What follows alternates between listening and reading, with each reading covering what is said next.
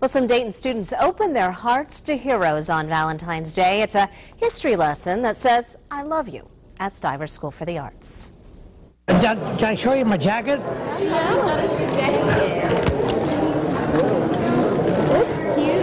You see here? Herb Stackler was proud to show the students at Stivers School for the Arts his 68-year-old jacket.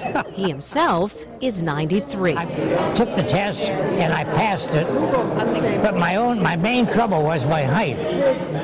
You had to be 5'4", and I was only 5'3½".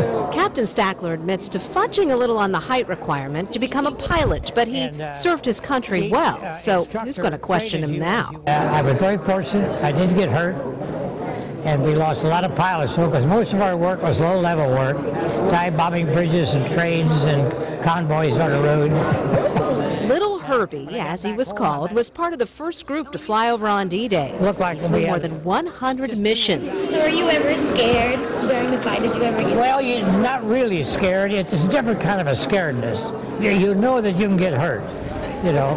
And we were told when we went over, you're not all coming back.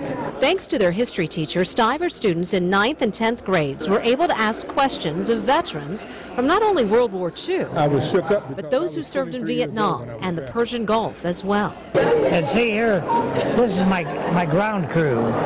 We had a mechanic, an assistant mechanic, a radio and armament man, and they were tremendous. Those guys, they really kept that aircraft running. And while the machines and the mechanics were of interest to the students, it seemed to be the relationships that were most significant to them. When we think about the war, we don't think about that there can be fun times. He was showing us some pictures about like how he made friends and then how there were girls and he got his little girlfriends while he was in the war, and I thought that was really cool. Alert the enemy. 50 veterans were invited. About 40 attended. Not a bad turnout, and certainly not to be taken for granted. 36 years old. Well, I hope they can remember that there was such thing as World War II, because I know these are all young guys here, and to give a little bit of an idea, because the guys are fading out pretty fast. I think it gave me more appreciation for the war and what they went through and just a better understanding. I think it was a good learning experience for me. Very, very. And Dan, I love that Stivers does this. I'd love to see other schools do this, and not just on Valentine's Day. There are other opportunities to do the special hellos, however, to Willie, my new friend, the Vietnam veteran there.